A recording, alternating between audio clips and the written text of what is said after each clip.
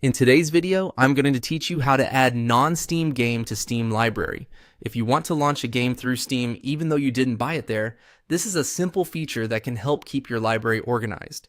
It's useful for adding shortcuts to games or other programs so you can access them from one place inside Steam. To get started, open Steam and look at the top menu. From there, click on Games. This menu contains a few options related to managing what appears in your Steam library, and it's the starting point for adding titles that aren't part of your Steam purchases. Once the Games menu opens, select Add a non-Steam game to my library. This will bring up a new window showing programs that Steam has detected on your computer. In many cases, the game you want to add may already appear in this list, which makes the process very quick. Now, choose the program from the list if you can see it there.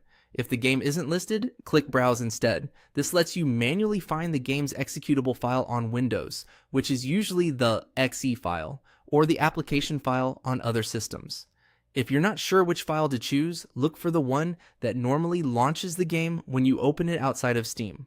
Taking a moment here to select the correct file will help ensure the shortcut works properly once it's added.